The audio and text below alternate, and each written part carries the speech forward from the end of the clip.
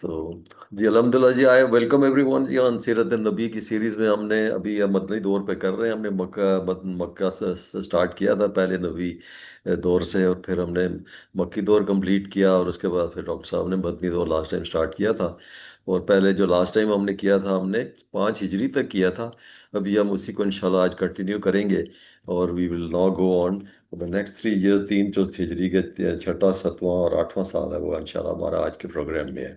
پہلی ہجری سے جب ڈاکٹر صاحب نے سٹارٹ کیا تھا کہ پہلی ہجری میں نبی صلی اللہ علیہ وسلم ہجرت کر کے مکہ سے مدینہ آئے، تو پہلے سال میں ہی مسجد نبوی کا وہاں پہ تعمیر شروع کی گئی، اور پھر مسجد کو جو ایز این انسٹیٹیوشن اسٹیبلش کیا گیا. مہاجرین اور انصار کے ساتھ میں درمیان ایک بھائی چارے کا ایک معاہدہ کیا گیا، اور پھر اسے میثاق مدینہ جو ہے مسلمانوں اور یہودیوں کے درمیان ہوا.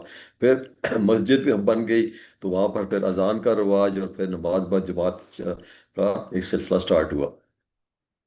پھر دوسری ہجری میں ہی جو ہے پھر غزوات کا ایک سلسلہ سٹارٹ ہو جاتا ہے، اور سب سے پہلے جو بہت اہم اس میں ایک ایونٹ ہے وہ قبلہ کی تبدیلی کا ہے، جو ہم نے جس کو تفصیل سے ہم نے سورہ بقرہ میں بھی اس کا پڑھا تھا. اور یہ ایک بہت بڑا ایک لینڈ مارک جس کو کہتے ہیں نا، ایک گیم چینجنگ ایک ایونٹ تھا، جب تبدیلی آف قبلہ جو ہوئی ہے، ہوئی ہے تحویل قبلہ فرام مسجد اقصیٰ سے موصل بیت المقدس سے خانہ کعبہ کی طرف. اور پھر اسی ہجری میں غزوہ بدر بھی ہوئی، جس کو ہم یوم فرقان بھی کہتے ہیں. اور یہ پہلی ہی غزوہ تھی جس میں مسلمانوں کو بہت بڑی جو ہے فتح نصیب ہوئی. 70 قریشی کے جو سردار تھے بڑے بڑے سارے مارے گئے، اور 14 مسلمان سے شہید ہوئے. اسی ہجری میں روزوں کی فرضیت اور سگات کی فرضیت بھی ہوئی. پھر 3 ہجری میں غزوہ احد ہوئی، وہ بھی ایک بہت بڑا ایک غزوہ تھا جس میں 70 صحابہ شہید ہو گئے، اور اس میں حضرت حمزہ جو تھے ان کی بھی شہادت ہوئی. اور اسی سال میں شراب کی ممانعت میں ہوئی. پھر ہم چلتے ہیں اسی طریقے سے. ابھی آج اس کو ہم نے 5 ہجری تک ڈاکٹر صاحب نے اس کو کور کیا تھا، اور آج ہمارا جو اس کا پلان ہے کہ ہم 6 ہجری آنورڈ، جس میں صلح حدیبیہ ہے، پھر خیبر ہے، اور پھر فتح مکہ ہے، اس کو ہم کور کریں گے. اس لیے بیسیکلی تو یہ اس کے 6 امپورٹنٹ بنتے ہیں ایونٹس، 6 ہجری کے 6 دن بنتے ہیں. لیکن اس کو ہم نے آج ڈیوائڈ اس طریقے سے کیا ہے ڈاکٹر صاحب کی پرمیشن سے اور ان کی مشورے کے ساتھ، کہ میں انشاءاللہ 6، 7 اور 8 کور کروں گا، اور انشاءاللہ اگلی سیٹنگ میں ہم 9، 10 اور 11 کریں گے. We had the option to cover all the 6 in this, لیکن وہ بہت کریمڈ اپ ہو رہا تھا، اور بہت زیادہ تفصیل، امپورٹنٹ تفصیل جو ہے اس میں مس ہو رہی تھی. تو اس لیے میں نے پھر ان کی اجازت سے صرف 3 ہی ہجری اس میں انشاءاللہ کور کر رہا ہوں، 6، 7 اور 8. اور اس میں جو بڑے ایونٹس ہیں، صلح حدیبیہ ہے، غزوہ خیبر ہے، اور فتح مکہ ہے. بسم اللہ، الحمد للہ، والصلاة والسلام علی رسول اللہ. رب اشرح لی صدری ویسر لی امری واحلل عقدۃ من لسانی یفقہوا قولی. اے میرے رب، میرا سینہ کھول دے، میرا کام میرے لیے آسان کر دے، میری زبان کی گرہ سلجھا دے تاکہ لوگ میری بات سمجھ سکیں. سبحانک لا علم لنا الا ما علمتنا انک انت العلیم الحکیم. نق سے پاک تو آپ ہی کی ذات ہے، ہم تو بس اتنا ہی علم رکھتے ہیں جتنا آپ نے ہم کو دے دیا. حقیقت میں سب کچھ جانے اور سمجھنے والے آپ کے سوا کوئی نہیں. اللہ کے سبحانہ تعالیٰ سورہ احزاب میں فرماتے ہیں: ان اللہ و ملائکتہ یصلون علی النبی یا ایھا الذین آمنوا صلوا علیہ وسلموا تسلیما. ان اللہ، اور بے شک اللہ، ملائکتہ اس کے فرشتے، یصلون علی النبی، نبی ملائکہ اور اس کے فرشتے، اللہ اور اس کے فرشتے نبی صلی اللہ علیہ وسلم پر درود بھیجتے ہیں. یا الذین آمنوا، اے ایمان والو، صلوا علیہ وسلموا تسلیما، تم بھی ان پر درود و سلام بھیجو. تو ہم سب مل کر درود پڑھتے ہیں: اللہم صلی علی محمد وعلی آل محمد کما صلیت علی ابراہیم وعلی آل ابراہیم انک حمید مجید. اللہم بارک علی محمد وعلی آل محمد کما بارکت علی ابراہیم وعلی آل ابراہیم انک حمید مجید. تو ابھی ہم 6 ہجری سے سٹارٹ کرتے ہیں، اور 6 ہجری کا جو سب سے اہم جو ایونٹ ہے وہ صلح حدیبیہ ہے. صلح حدیبیہ بیت الرضوان، اور اس میں ایک بہت بڑی جو سیاسی کامیابی، اور ایک بہت بڑا ایک اسٹریٹجک، اس کو میں کہتا ہوں یہ بہت بڑا ایک گیم چینجر ایونٹ تھا جو ہماری اسلامک ہسٹری میں ہے۔ اس کا تعارف جو ہے وہ سورہ فتح سے اس کا حصہ ماخوذ کیا گیا ہے۔ پہلی آیت میں اللہ سبحانہ تعالیٰ نے سورہ فتح میں فرمایا ان فتحنا لک فتحا مبینہ۔ یہ محض وہ سورت کے نام ہی نہیں بلکہ مضمون کے لحاظ سے اس کا ایک عنوان ہے، کیونکہ اس میں اس فتح عظیم پر یہ کلام کیا گیا جس کو ہمیں صلح حدیبیہ کی شکل میں اللہ تعالیٰ نے حضور نبی صلی اللہ علیہ وسلم اور مسلمانوں کو عطا فرمائی۔ روایت میں اس متفق ہے اس پر کہ اس کا نزول جو ہے ذیقعد 6 ہجری میں اس وقت ہوا جب آپ کفار مکہ سے صلح حدیبیہ کا معاہدہ کرنے کے بعد مدینہ منورہ واپس جا رہے تھے۔ تو دس امپورٹنٹ کہ واپسی پہ یہ جو ہے اس کا نزول ہوا ہے سورہ فتح کا۔ تو اس کو تھوڑے سی تفصیل میں جاتے ہیں کہ جن واقعات کے سلسلے میں یہ سورت نازل ہوئی ان کی ابتدا اس طرح ہوئی کہ ایک روز نبی صلی اللہ علیہ وسلم کو نے خواب دیکھا کہ آپ اپنے اصحاب کے ساتھ مکہ معظمہ تشریف لے کر گئے ہیں اور وہاں وہ عمرہ فرما رہے ہیں۔ پیغمبر کا خواب ظاہر ہے کہ محض خواب یا خیال نہیں ہو سکتا، وہ تو وہی ایک کے اقسام میں سے ایک قسم ہے، یعنی وہی کسی مختلف طریقوں سے آتی ہے۔ تو پیغمبروں کی جو خواب ہوتی ہے it is also form of وہی۔ اور آگے چل کے ہم سورۃ 37 میں اس کی توثیق بھی دیکھیں گے، وہ آگے میں اس کو بیان کرتا ہوں۔ یہ خواب ہم نے اپنے رسول کو دکھایا، اس لیے در حقیقت یہ نرالا خواب نہ تھا، میرا خواب ہی نہیں تھا، یہ ایک الہی اشارہ تھا، اٹ واز اشارہ تھا نبی اللہ کی طرف سے، جس کی پیروی کرنا نبی صلی اللہ علیہ وسلم کے لیے ضروری تھا۔ اور یہ کیا تھا؟ سورہ 27 جو میں کوٹ کر رہا تھا، لقد صدق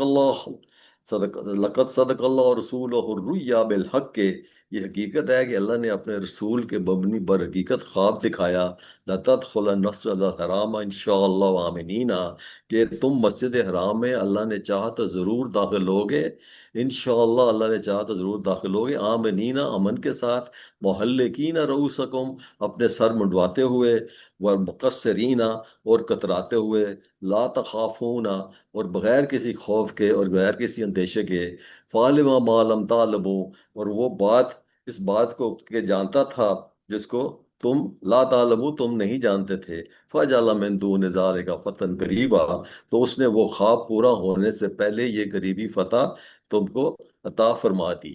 تو تفہیم القرآن سے اس کی تفسیر میں ملتی ہے کہ بظاہر اسباب سے اس ہدایت پر عمل کرنے کی کوئی صورت ممکن نظر نہ آتی تھی، جو obtaining circumstances تھے نا، اس میں یہ خواب جو ہے اس کی تکمیل جو ہے کوئی نظر نہیں آتی تھی پاسبلٹی۔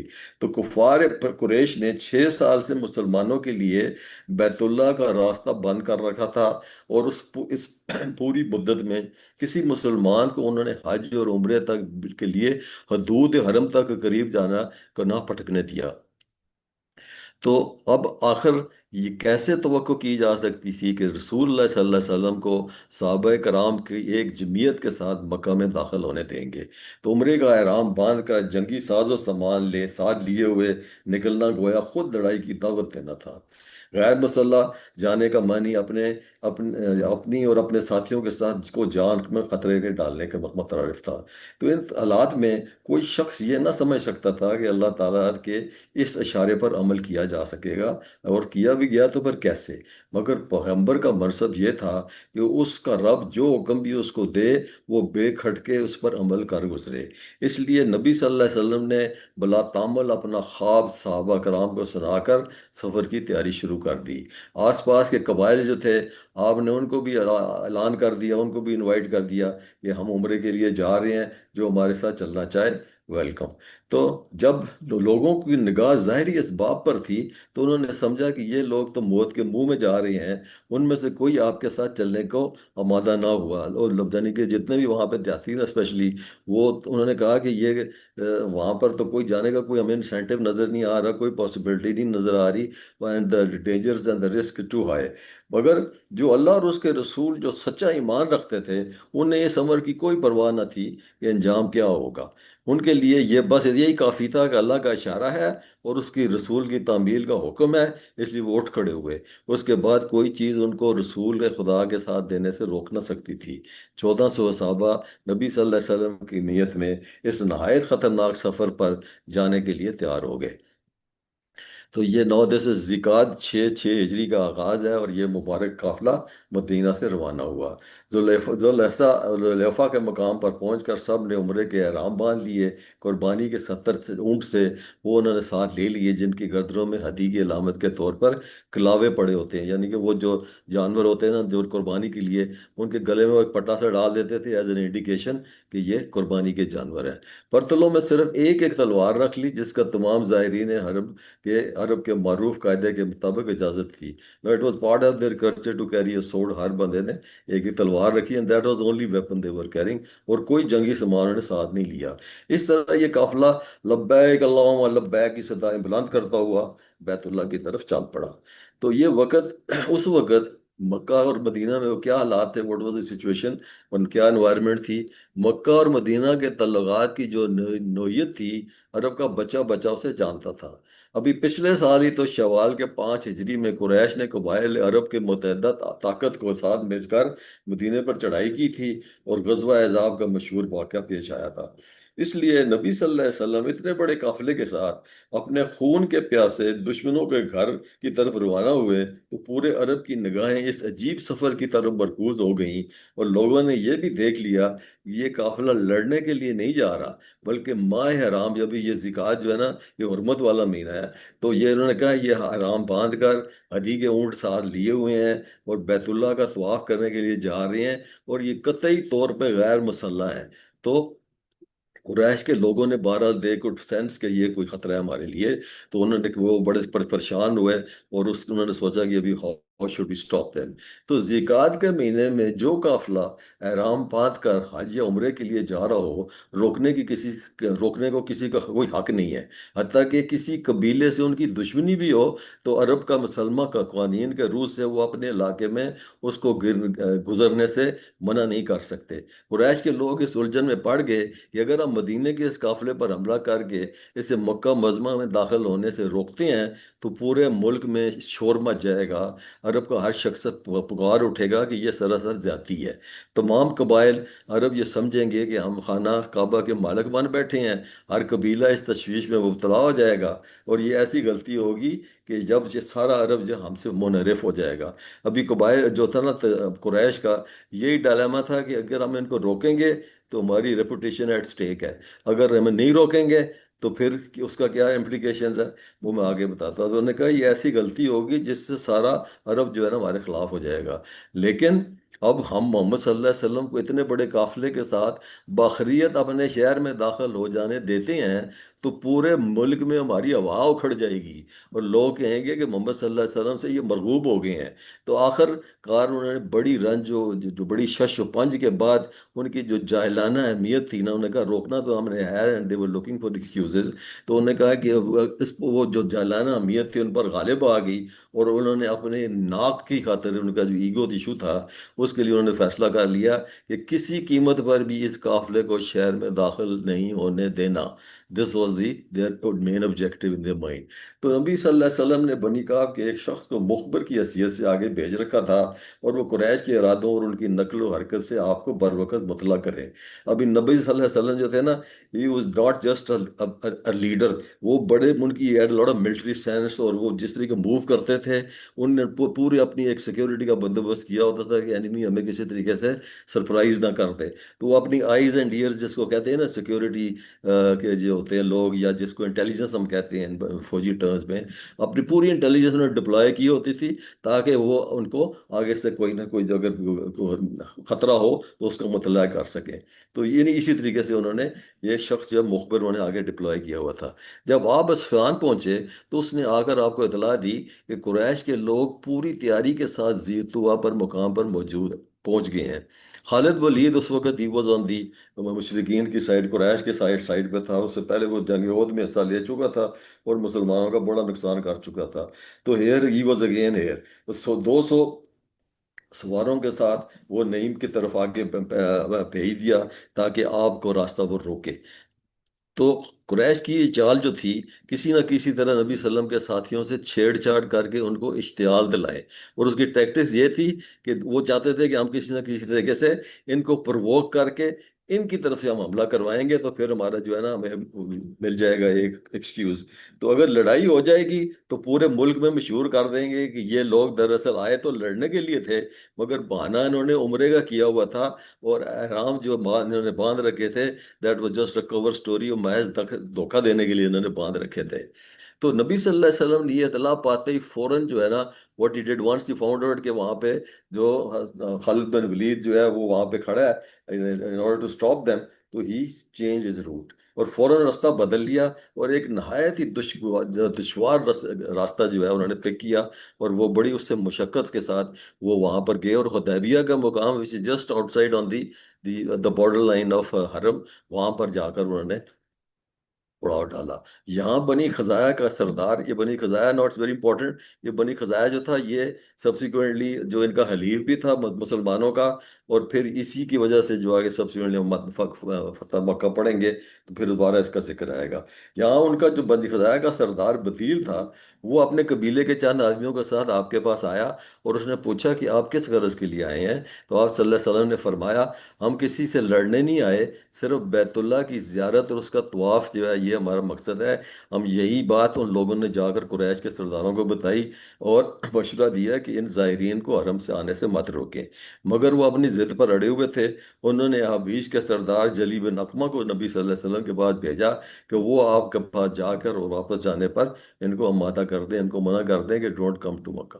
سردار قریش کا مقصد تھا کہ جب نبی صلی اللہ علیہ وسلم اس کی بات نہیں مانیں گے، مطلب مقصد ان کا یہی تھا کہ جب وہ بات نہیں مانیں گے اور جب یہ سردار جائے گا تو یہ سردار کو جب آگے سے ریفیوزل ہو جائے گا تو یہ سردار will also turn against the Muslims and become an ally of the Quraysh. تو یہ انہوں نے یہ سرادے سے اس کو بھیجا. اس نے جا کے ابھی بات نہیں کی کسی سے، اس نے جا کے you only went and observed. اس نے اپنی آنکھوں سے دیکھ لیا کہ یہ سارا قافلہ احرام باندھ کر آیا ہوا ہے، حدیقے اونٹ کے جانور کے سامنے کھڑے ہیں، اور ان کی گردن میں کلابے بھی ڈلے ہوئے ہیں. تو یہ لوگ لڑنے تو نہیں آئے بلکہ یہ تو بیت اللہ کا طواف کرنے آئے ہیں. تو نبی صلی اللہ علیہ وسلم سے اس نے کوئی بات نہیں کی، اور بغیر کسی سے بات کیے وہ مکہ پلٹ گیا، اور جا کے قریش سے اس نے کہا کہ صاف صاف اس نے کہہ دیا کہ یہ لوگ بیت اللہ کی عظمت مان کر اس کی زیارت کے لیے آئے ہیں، اگر تم ان کو روکو گے تو حبیش نے کہا کہ then I am not going to be on your side. Hubaysh اس کام میں تمہارا ساتھ ہرگز نہیں دے گا. ہم تمہارے حلیف اس لیے نہیں بنے کہ تم حرمتوں کے پامال کرو اور ہم اس میں تمہاری حمایت کریں. تو یہ جو تھا اسٹریٹجی بھی فیل ہوگی. تو عروہ جو تھا، عروہ یہ واز اے نان قریش، یہ طائف کا تھا. یہ طائف والے تھے نا بڑے ظالم تھے، نبی صلی اللہ علیہ وسلم کے ساتھ ان کی بڑی سخت دشمنی تھی، اور پیچھے ہم پڑھ چکے ہیں کہ کس طریقے سے نبی صلی اللہ علیہ وسلم کو انہیں اذیت پہنچائی تھی جب وہ طائف گئے تھے. طائف عروہ جو تھا وہ کہا، اس نے والنٹیئر کیا، اس نے کہا میں طائف کا ہوں لیکن میں قریش مکہ کا خیر خواہ ہوں، بس مجھے آپ نمائندہ بنا کر اس شخص کے پاس بھیجو. قریش نے اسے اجازت دے دی کہ جا تو عروہ نے جا کے نبی صلی اللہ علیہ وسلم سے تھوڑی بدتمیزی بھی کی. اس نے بات جا کے رسول اکرم سے وہی بات کی جو اس سے پہلے بدیل بدیل کہہ چکے تھے. نبی صلی اللہ علیہ وسلم اس سے بھی کہا کہ ہم تو صرف یہاں پر عمرے کے لیے آئے ہیں. تو اس نے ایک بڑی ڈیروگیٹری سی بات کی. اس نے کہا کہ عربوں کا کوئی ایسا شخص ہے جس نے خود اپنے ہی قبیلے کو ختم کر دیا ہو؟ یعنی اگر آپ نے قریش سے جنگ کی اور انہیں تم نے تباہ کر دیا تو آپ تو اپنے کنبے ہی کی کو تباہ کر رہے ہیں. میننگ کہ یو آر اے قریش، تو آپ یو فائٹنگ اگینسٹ قریش، اور اپنے کنبے کے خلاف لڑ رہے ہیں. تو اگر آپ کی شکست ہو گئی تو آپ کے ساتھ جتنے باقی قبیلے ہیں وہ بھی تتر بتر ہو جائیں گے اور وہ آپ کو چھوڑ دیں گے. تو یہ جو بات تھی this was taken to be an insult. جوروا جو کہ ایمان اور اخوت کا اس کو تو کوئی علم نہیں تھا، لیکن جب حضرت ابو بکر نے یہ بات سنی اور وہ انہوں نے دس تھنگ واز لائک کہ انسلٹ، اور انہوں نے کہا کہ بڑی بےزتی انہوں نے محسوس کی. تو انہوں نے ایک بہت سخت بات کی، مطلب I am not going to read this کہ it used an abusive language. اس نے بڑے غصے سے ان کو کہا، بیکاز وہ ہمارے ساتھ لیڈیز بھی ہیں. تو انہوں نے کہا اس بلکہ وہ ان کو گالی دے کر انہوں نے کہا کہ تم یہ سمجھتے ہو کہ ہم رسول اکرم کو چھوڑ کر بھاگ جائیں گے؟ واضح ہو کہ کبھی کبھار مخالف دل و دماغ میں اپنا نقطہ نظر اتارنے کے لیے ایسے کلمات استعمال کرنے پڑتے ہیں.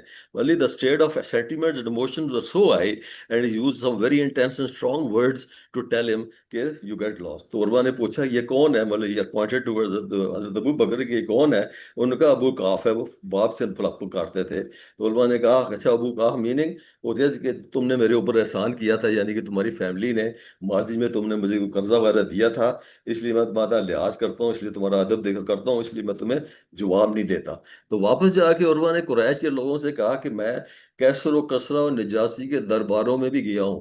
ابھی ہی وہ sort of very impressed also کہ نبی صلی اللہ علیہ وسلم کے جہاں صحابی جو تھے کس قدر ان کی کمٹمنٹ تھی اور کس قدر وہ موٹیویٹڈ تھے اور کس طرح وہ ڈٹرمنڈ تھے ٹو سائڈ بسائڈ نبی صلی اللہ علیہ وسلم. اس نے کہا مگر خدا کی قسم اصحاب محمد صلی اللہ علیہ وسلم کی جس طرح ان کے فدائی جو نے صلی اللہ علیہ وسلم کا فدائی میں نے دیکھا ہے، ایسا منظر میں نے کسی بڑے بڑے بادشاہ کے یہاں بھی نہیں دیکھا. ان لوگوں کا حال تو یہ ہے کہ محمد صلی اللہ علیہ وسلم وضو کرتے ہیں تو صاحب پانی کا ایک قطرہ بھی زمین پر نہیں گرنے دیتے، سارا کا سارا پانی اپنے جسم اور کپڑوں پر مال لیتے ہیں. اب تو تم سوچ لو کہ تم نے کس کے ساتھ مقابلہ کرنا ہے. تو سوڑا وی وارن دیم کہ what is the kind of threat that now they are faced with. تو اس دوران جب کہ ایلچیوں کی آمد و رفت اور گفت و شنید کا یہ سلسلہ چل رہا تھا، قریش کے لوگ بار بار یہ کوشش کرتے رہے کہ چپکے سے نبی صلی اللہ علیہ وسلم کے کیمپ پر چھاپے مار کر صحابہ کو اشتعال دلائیں اور نہ کسی طرح ان پر کوئی ایسا اقدام کر لیں جس سے لڑائی کا بہانہ ہاتھ آ جائے. تو مگر ہر مرتبہ صحابہ کرام رضوان اللہ علیہم سے صبر و ضبط اور کرتے. اور یہ نبی صلی اللہ علیہ وسلم کی یعنی کہ جو حکمت اور فراست تھی کہ he was not to be provoked, وہ پرووک کرتے تھے اور یہ صبر کرتے تھے، کیونکہ یہی ان کا ایک اسٹریٹجی کا حصہ تھا. فراست ان کی ساری تدبیروں کو انہوں نے ناکام کر دیا. انہوں نے 40 بندے جو تھے نا عام آ کے انہوں نے ان کے اوپر مسلمانوں کے اوپر تیر برسائے، پتھر مارے. لیکن جو نبی انہوں نے کیا جتنے صحابہ تھے انہوں نے وہ 40 بندے پکڑ کے نبی صلی اللہ علیہ وسلم کے سامنے پیش کر دیے. آپ نے ان کو قید نہیں کیا، نہ کوئی سزا دی، ان کو چھوڑ دیا، واپس بھیج دیا. پھر اندر 80 کیم، وہ عین فجر کے ٹائم آ کے انہوں نے اچانک چھاپا مارا اور اسی طرح انہوں نے کوشش کی ان کو اشتعال دلانے کی.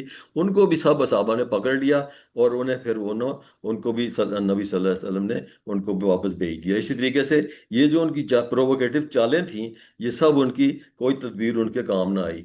تو آخر کار کیا ہوا کہ ناؤ یہ جو سلسلہ چل رہا تھا نا ایلچیوں کا کہ ادھر سے آ رہے تھے تو اور آ کے دوبارہ ان کو کنوینس کر رہے تھے کہ آپ واپس چلے جائیں. تو آخر کار نبی صلی اللہ علیہ وسلم نے خود اپنی طرف سے حضرت عثمان غنی کو ایک ایلچی بنا کر مکہ بھیجا اور ان کے ذریعے سردار قریش کو یہ پیغام دیا کہ ہم جنگ کے لیے نہیں آئے بلکہ زیارت کے لیے آئے ہیں، حدیث ہاتھ لے کر آئے ہیں، طواف اور قربانی کر کے واپس چلے جائیں گے. مگر وہ لوگ نہ مانے. حضرت عثمان کو مکہ میں انہوں نے روک لیا. اس اس دوران یہ خبر اڑ گئی کہ حضرت عثمان جو ہے خدا نخواستہ قتل کر دیے گئے ہیں، اور ان کا واپس نہ آنے سے مسلمانوں کو بھی یہی خبر جو تھا یقین ہو گیا کہ یہ خبر جو ہے دس از ٹرو. اب مزید تحمل کا کوئی موقع نہیں تھا. مگر نوبت سفیر کے قتل تک پہنچ گئی تو پھر اس کے سوا کوئی چارہ باقی نہ رہا کہ مسلمان جنگ کے لیے تیار ہو جائیں. تو حضرت عثمان کا وہاں پر پکڑے جانا اور and this false news of کے قتل کر دیے گئے. Now this was the breaking point. یہاں پہ نبی صلی اللہ علیہ وسلم نے اپنے تمام ساتھیوں کو جمع کیا اور اس میں اس بات پر بیعت لی کہ یہاں ہم مرتے دم تک پیچھے نہیں ہٹیں گے. And the بیعت was بیعت الرضوان to be subsequently called. موقع کی نزاکت نگاہ میں ہو تو آدمی سمجھ سکتا ہے کہ کوئی معمولی بیعت نہ تھی. 1400 مسلمان ہیں، کوئی سامان جنگ نہیں ہے، اپنے مرکز سے 250 میل دور ہیں فرام مدینہ، مکہ کے سرحد پر بیٹھے ہوئے ہیں جہاں دشمن اپنی پوری طاقت کے ساتھ ان پر حملہ آور ہو سکتا ہے، گرد و پیش میں حامی قبیلوں کو لا کر انہیں گھیرے میں لا سکتا ہے. نو دس از دی ٹوٹل انوائرمنٹ. یہ اپریشیٹ کیا نبی صلی اللہ علیہ وسلم میں کہ دس از دیئر فزیکل سچویشن. اس کے باوجود ہر شخص پورا جو قافلہ تھا نبی کے صلی اللہ علیہ وسلم کے ہاتھ پر مرنے مارنے کے بیعت کرنے کے لیے بات عمل آمادہ ہو گیا. اس سے بڑھ کر ان لوگوں کا اخلاص ایمانی اور رائے خدا میں ان کی فدائیت کا اگر کیا ثبوت ہو سکتا ہے کہ وہ بیعت جس کو بیعت رضوان کے نام سے مشہور ہوئی وہ انہوں نے کی. تو اللہ سبحانہ تعالیٰ نے اس بیعت کی تعریف کی. سورہ فتح 19 میں اللہ نے کہا لقد رضی اللہ عن المؤمنین اذ یبایعونک تحت الشجرۃ. لقد رضی اللہ راضی ہوگا عن المؤمنین سے، مومنوں سے، اذ یبایعونک تحت الشجرۃ جب وہ بیعت کر رہے تھے درخت کے نیچے. فعلم ما لم فی قلوبہم وانزل السکینۃ علیہم. تو اللہ نے ان کے دلوں کا حال جان لیا تو اس پر انہوں نے سکینت عطا فرمائی. وَأَصَابَهُمْ فَتْحًا قَرِيبًا، اور ان کو ایک عن قریب ظاہر ہونے والی فتح سے نوازا. وَمَغَانِمَ كَثِيرَةً يَأْخُذُونَهَا، اور بہت سی غنیمتوں سے بھی جن کو وہ حاصل کریں گے. वकान अल्लाह अजीज़ नकीमा, और अल्लाह ज़बरदस्त और हिकमत वाला है। तो बाद में मालूम हुआ कि हज़रत उस्मान को कत्ल नहीं किया था, दिस वाज जस्ट गलत खबर थी। तो वो खुद भी वापस आ गए और कुरैश की तरफ सुहेल बिन उमरू की क़यादत में एक वफद भी सुलह के बातचीत करने के लिए हजूर सल्लल्लाहु अलैहि वसल्लम के कैंप में पहुंच गया। ये सुहेल बिन उमरू जो है, he was the one who then negotiated this deal. तो अब कुरैश अपनी जिद पर हट गए। पहले तो था ना कि बिल्कुल जाने नहीं देना। Now they soften a little bit, अपने जिद से पीछे थोड़े हटे और कहा कि आपके साथियों को सिरे से मक्का में दाखिल ना होने देने वाली जो जिद थी, उससे वो कहा कि अभी इस साल ना करो। अलबत्ता उनकी नाक को बचाने के लिए उनका सिर्फ ये इसरार था कि आप इस साल वापस चले जाएं, आइंदा साल आप आएँ तो उम्रे के लिए आ सकते हैं। और तवील गुफ्त शनीद के बाद जो शराइत तय हुए, जिसको हम सुलह हुदैबिया कहते हैं, वो सुलह नामा जो था वो लिखा गया। तो इसमें क्या था, पहली पहली शिक थी कि 10 साल तक सीज फायर होगा, 10 10 साल तक फरीकैन जो है दरमियान में जंग बंद करेंगे, एक दूसरे के खिलाफ खुफिया और एलानिया कार्रवाई ना नहीं हो सकेगी, नहीं की जाएगी। इस दौरान कुरैश को जो शख्स अपने वली की इजाज़त के बगैर भागकर नबी मोहम्मद सल्लल्लाहु अलैहि वसल्लम के पास जाएगा, या दिस, ये नंबर टू जो शर्त थी ना, दिस वाज आल्सो वेरी, मुसलमानों को इसके ऊपर भी बड़ी तशवीश थी कि उनका अगर शख्स भागकर आपके पास आएगा आप उसे वापस कर देंगे, अगर आपका शख्स कुरैश के पास चला जाएगा तो वो वापस नहीं करेंगे।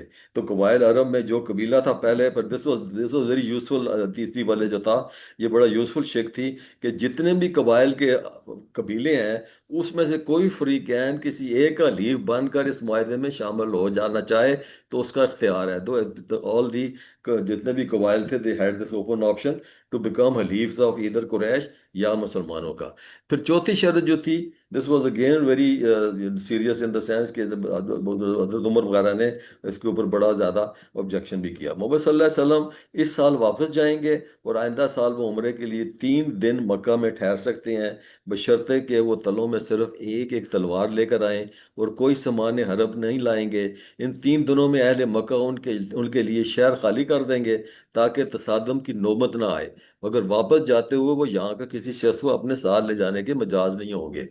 तो जब ये मायदा की शर्त तय हो गई तो मुसलमानों का पूरा लश्कर जो था ना, वो इंतहाई मुस्तरब हो गया। मुस्तरब, दे गॉट वेरी अपसेट कि ये क्या हमने मान लिया है। कोई शख्स भी इस मसलतों को समझ नहीं रहा था, और जिन्हें निगाह में रख कर नबी सल्लल्लाहु अलैहि वसल्लम ने ये शराइत कबूल की थी, तो किसी की नज़र इतनी दूर रस नहीं थी जितनी नबी सल्लल्लाहु अलैहि वसल्लम की थी कि इस सुलह के नतीजे में कौन सी खैर, वो कहते थे, रूनुमा होने वाली है। तो कुफार कुरैश जो थे ना, वो इसको अपनी सक्सेस समझ रहे थे, और मुसलमान इस पर बेताब थे कि हम आखिर दब कर और जलील शराइत हमने क्यों मान ली है। हजरत Umar Farooq, no, he was the most upset, सबसे ज़्यादा वो परेशान थे। वो हजरत अबू बकर के पास गए, उन्होंने कहा कि ये अल्लाह के रसूल ने अगर ये जो शर्त मान ली है, and he raise this question and raise this question of which he was very regretful subsequently. उन्होंने कहा कि आप अल्लाह के रसूल नहीं हैं क्या, हम मुसलमान नहीं हैं क्या, ये मुशरिक नहीं है, तो हम इतनी जिल्लत अमेज बातें कैसे मान रहे हैं। तो ये बात जो है ना, उन्होंने अल्लाह के हज़रत बकर ने कहा कि ए उमर, अल्लाह के रसूल हैं, अल्लाह उनको हरगिज़ ज़ाया नहीं करेगा। लेकिन उससे उनसे सब्र ना हुआ, उन्हें जाके ये सवाल जो है नबी सल्लल्लाहु अलैहि वसल्लम से भी कर दिए जाके, और उन्होंने नबी सल्लल्लाहु अलैहि वसल्लम को भी उनको यही जवाब दिया जो हज़रत अबू बकर ने दिया था। और ये हैविंग आस्क्ड दीज क्वेश्चंस, हज़रत उमर जो है ना, वो कहते हैं मैं सारी सारी उम्र जो है ना, मैं सदके और देता रहूं, नवाफिल पढ़ता रहूं, कि मेरे से वो जो गुस्ताखी होती थी कि मेरी उस पर पकड़ ना हो जाए, तो अल्लाह करे मुझे, मैं माफ़ हो जाऊं, कि अल्लाह की शान, नबी के शान की रिसालत जो है वो, उसमें मैं गुस्ताख ना हो जाऊं। तो सबसे ज़्यादा दो बातें इस मायदे में, like I said, to clauses which were objectionable. पहली पहली ये थी, जो 2 नंबर शिक थी, उसमें ये कहते हैं कि नान मसावी शर्त थी। अगर मक्का से कोई भाग के आने वाला वापस करेंगे तो मदीना से वापस करेंगे, और मदीना से भाग जाने को हम क्यों वापस करें। तो नबी सल्लल्लाहु अलैहि वसल्लम ने फरमाया, जो हमारे से भाग गया उसका पास उनके पास चला जाए तो वो आखिर हमारे किस काम का, अल्लाह उसको हमसे दूर ही रखे। लेकिन अगर उनका कोई भाग के हमारे पास आ जाए और अगर हम वापस कर देंगे तो अल्लाह उसके लिए खलासी की कोई और सूरत पैदा कर देगा। तो दूसरी चीज लोगों के दिलों में खटक रही थी, वो चौथी शर्त थी। मुसलमान ये समझ रहे थे, इसे मानने के मायने ये है कि तमाम अरब के सामने गोया हम नाकाम वापस जा रहे हैं। मजीद बरा ये सवाल भी दिलों में खर्च पैदा कर रहा था कि नबी सल्लल्लाहु अलैहि वसल्लम ने जो ख्वाब देखा था, और ख्वाब में तो ये सीन कि हम गए हैं, हम तो ऑफ कर رہے ہیں، حلق کر رہے ہیں، سر منڈوا رہے ہیں، قربانیاں کر رہے ہیں، تو انہوں نے کہا وہ خواب تو پورا نہیں ہو رہا، مگر یہاں تو طواف کیے بغیر ہم واپس جانے کی شرط مان رہے ہیں۔ تو نبی صلی اللہ علیہ وسلم نے ان کو سمجھایا کہ خواب میں آخری اسی سال کے طواف کرنے کی صلاحیت تو نہیں تھی، بٹ اٹ وازنٹ نیسسری کہ خواب آیا تو اسی سال ہم نے کرنا ہے، it could be the next year. تو یہ شرائع صلاح کے مطابق اس سال نہیں تو اگلے سال انشاءاللہ طواف کریں گے۔ تو جلتی پر تیل کا کام جب ہوا کہ عین اسی وقت جب صلح کا معاہدہ لکھا جا رہا تھا، سہیل بن عمرو who was the one who was negotiating this deal، اس کا اپنا بیٹا مسلمان ہو چکا تھا اور اس کو انہوں نے قید کیا ہوا تھا، اور وہ جو ہے نا بیڑیاں بیڑیاں توڑا کر نبی صلی اللہ علیہ وسلم کے پاس اسی وقت حاضر ہو گیا، اور اس نے آگے فریاد کی کہ مجھے انہوں نے حبس بجا میں رکھا ہوا ہے، آپ مجھے کائنڈلی چھڑوائیں۔ تو صحابہ کرام جو تھے وہ اس کی حالت دیکھ کر ضبط نہ کر سکے، مگر سہیل بن عمرو نے کہا کہ صلح نامہ تو آپ نے مان لیا ہے، although it's not written as yet، لیکن you've already agreed۔ تو نبی صلی اللہ علیہ وسلم نے اس کی بات تسلیم کر کے ابو جندل کو ظالموں کے حوالے کر دیا۔ تو صلح سے فارغ ہو کر نبی صلی اللہ علیہ وسلم نے صحابہ کرام رضوان اللہ علیہم سے فرمایا کہ اب یہیں قربانی کر کے سر منڈواؤ اور احرام ختم کر دو۔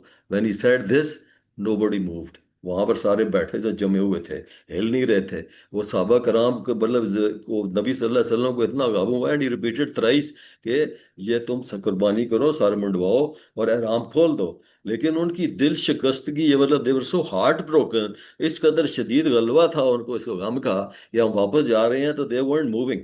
تو حضرت صلی اللہ علیہ وسلم نے پھر کیا ہوا، وہ اپنے خیمے میں گئے اور وہ جا کے انہوں نے اپنی، اور انہوں نے آ کے اپنا ام سلمہ سے مشورہ کیا، انہوں نے کہا کہ مجھے زندگی میں پہلی دفعہ میں دیکھ رہا ہوں کہ صحابہ کرام میرا حکم نہیں مان رہے، حالانکہ میں تو جو حکم دیتا ہوں اس کو دوڑ پڑتے ہیں کرنے کے لیے۔ اور یہ سلم میں جب خیبر میں گئے تو ام سلمہ جو تھی، ام سلمہ آگے سے پہلے آپ نے ذکر کر چکے، ام سلمہ کون تھی؟ She was the one who walked from Mecca to Medina, پیدل چل پڑی تھی، اور اپنا بچہ انہوں نے اٹھایا ہوا، تو اس سے پہلے وہ خامد ان سے علیحدہ کر کے انہوں نے چھین لیا ہوا تھا، اور یہ قریش ہی کی تھی۔ تو پھر وہ چلی گئی ہیں، بعد میں ان کا ہسبینڈ فوت ہو گیا تو نبی صلی اللہ علیہ وسلم کی ان کے ساتھ شادی ہو گئی۔ تو وہ بڑی مطلب فراست والی وہ خاتون تھیں، انہوں نے بہت اچھا ان کو مشورہ دیا، اور ان کو کہا آپ خاموشی کے ساتھ تشریف لے جا کر اپنا اونٹ ذبح فرمائیں، حجام کو بلا کر سار منڈوا لیں، اس کے بعد خود بخود آپ کا عمل کی پیروی کریں گے، سمجھ لیں کہ جو فیصلہ ہو چکا ہے اس پر وہ بدلنے والا نہیں ہے۔ چنانچہ انہوں نے ایسے ہی کیا، آپ کا فعل دیکھ کر لوگوں نے پھر قربانیاں کر لیں، سر منڈوا لیے، اور بال نے تراش لیے اور احرام انہوں نے کھول دیا، مگر دل میں ان کے غم سے کٹے جا رہے تھے۔ اس کے بعد جب یہ قافلہ حدیبیہ کے صلح کی شکست سمجھتا ہوا مدینہ واپس جا رہا تھا، جیسے میں شروع میں ذکر کیا کہ یہ سورہ فتح جو ہے اس وقت اس کا نزول ہوا، اور یہ پھر آیت پڑی جب مسلمانوں کو بتایا گیا کہ یہ صلح ان اللہ فتح قریب، یعنی کہ جس نے مسلمانوں کو بتایا کہ یہ صلح انا فتحنا لک فتح، انا فتحنا لک فتح مبینہ، جب جس نے مسلمانوں کو بتایا کہ یہ صلح جس کی وہ شکست سمجھ رہے ہیں وہ دراصل فتح عظیم ہے، اس کے نازل ہونے کے بعد حضرت حضور صلی اللہ علیہ وسلم نے مسلمانوں کو جمع کیا، فرمایا کہ آج مجھ پر وہی چیز نازل ہوئی ہے جو میرے لیے دنیا مافیا میں سب سے زیادہ قیمتی ہے۔ یہ پھر یہ صورت آپ نے تلاوت فرمائی، اور خاص طور پر حضرت عمر کو بلایا اور اس نے ان کو سنایا کہ یہ سنو میری بات، جو سب سے زیادہ رنجیدہ تھے۔ تو اہل ایمان نے اللہ کا یہ ارشاد سن کر مطمئن ہو گئے۔ پھر کچھ زیادہ مدت نہ گزری تھی کہ اس صلح کے فوائد ایک ایک کر کے کھلتے چلے گئے۔ It was only in the next 2 years when the full advantages of Sulh Hudaybiyah they started to unfold۔ یہاں تک کہ کسی بھی عمر میں کسی کو شک نہ رہا کہ فی الواقعہ یہ واقعی صلح ایک عظیم الشان فتح تھی۔ تو اس سے پہلی مرتبہ عرب میں کیا اس کا فائدہ کیا ہوا؟ سب سے پہلی چیز جو یہ تھی کہ کیونکہ دو رجیمز تھیں، ایک وہ رجیم تھی جو کہ خانہ کعبہ اور حرم کی مالک بنے ہوئے تھے قریش کے، وہ تو مسلمانوں کو تسلیم ہی نہیں کرتے تھے ایز اے ریاست، ایز اے قوم، لیکن for the first time it was they had to accord that recognition, ایک لیجٹمیسی ان کو دینی پڑی، اسلامی ریاست کا وجود جو ہے تسلیم کر لیا گیا۔ اس سے پہلے عربوں کی نگاہ میں آپ کے ساتھیوں کی حیثیت محض قریش یا قبائل کی عرب خروج کرنے والے ایک گروہ کی نہیں تھی، وہ پہلے تو ان کو آؤٹ لاز اور وہ خرجی سمجھتے تھے، ابھی ان کو اسٹیٹس ان کا ریکگنائز کیا گیا۔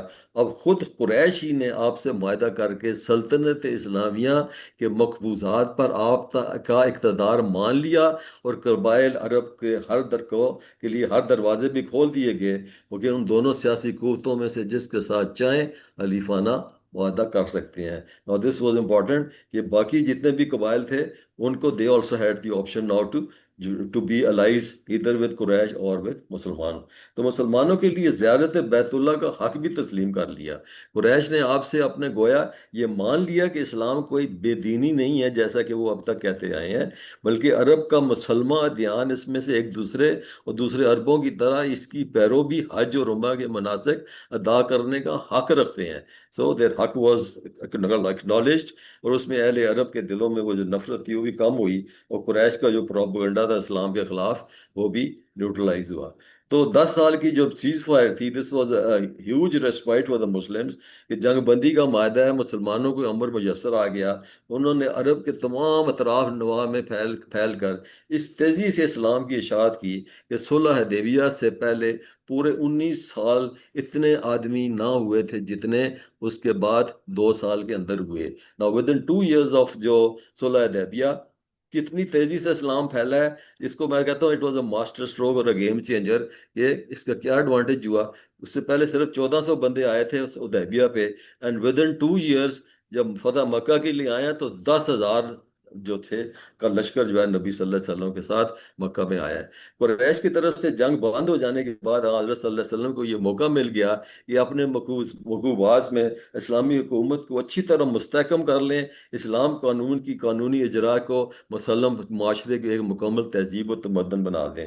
اور یہ نعمت عظمہ جس کے متعلق اللہ تعالیٰ نے سورہ مائدہ میں پہ فرمایا کہ آج میں نے تمہارے لیے دین کو مکمل کر دیا اور اپنی نعمت اور تم تمام کر دیو تمہارے لیے اسلام کو، تمہارے لیے دین پسند کر لیا، یعنی کہ قبول کر لیا.